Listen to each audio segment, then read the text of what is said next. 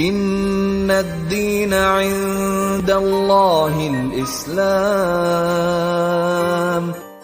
بسم اللہ الرحمن الرحیم۔ صرف 5 منٹ کا مدرسہ قرآن و حدیث کی روشنی میں۔ 19 محرم الحرام۔ نمبر 1، اسلامی تاریخ۔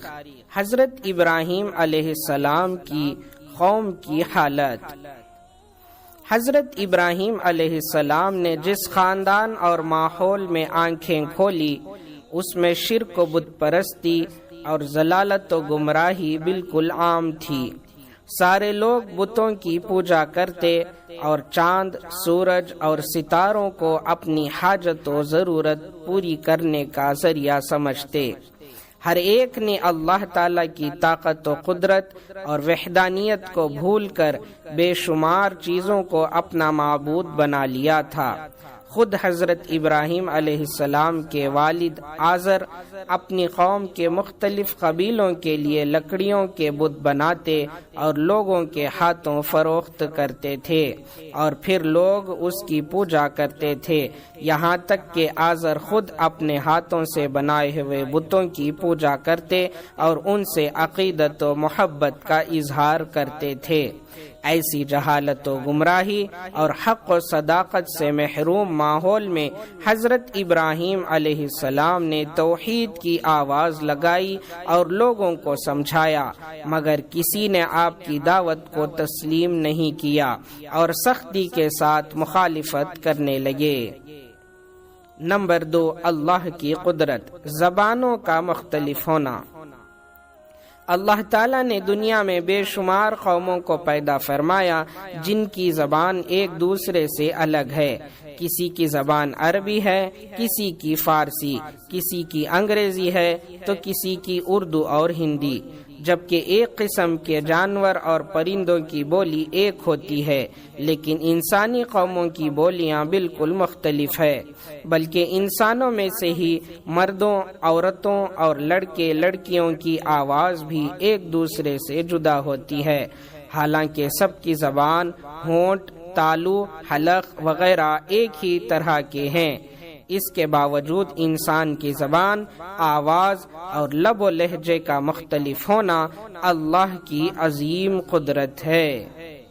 نمبر 3، ایک فرض کے بارے میں، قرآن مجید پر ایمان لانا۔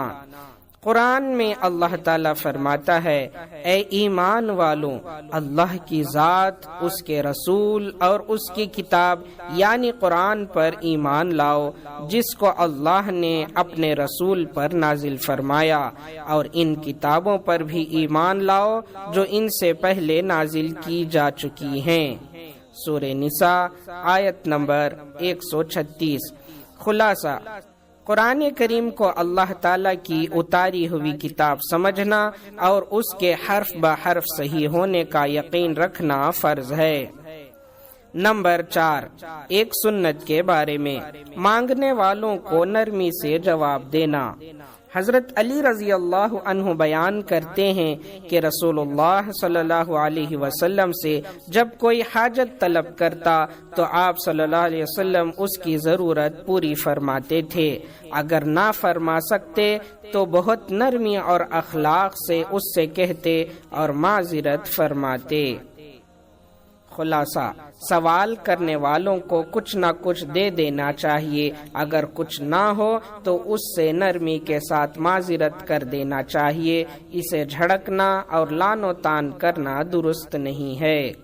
نمبر 5، ایک اہم عمل کی فضیلت، قبر کی وحشت سے نجات۔ رسول اللہ صلی اللہ علیہ وسلم نے فرمایا، جو شخص ہر روز 100 مرتبہ لا الہ الا اللہ الملک الحق المبین پڑھے گا تو اس کو فقر و تنگ دستی سے پناہ ملے گی، قبر کی وحشت سے نجات ہوگی، مال و دولت سے نوازا جائے گا اور اس کے لیے جنت کے دروازے کھول دیے جائیں گے۔ نمبر 6، ایک گناہ کے بارے میں، شطرنج کھیلنے کی ممانعت۔ رسول اللہ صلی اللہ علیہ وسلم نے فرمایا، جو شخص شطرنج کھیلتا ہے وہ گویا اپنے ہاتھ خنزیر کے گوشت اور خون میں رنگتا ہے۔ مسلم۔ نمبر 7، دنیا کے بارے میں، دنیا کا فائدہ وقتی ہے۔ ایک مرتبہ رسول اللہ صلی اللہ علیہ وسلم نے اپنی تقریر میں فرمایا، غور سے سن لو، دنیا ایک وقتی فائدہ ہے جس سے ہر شخص فائدہ اٹھاتا ہے۔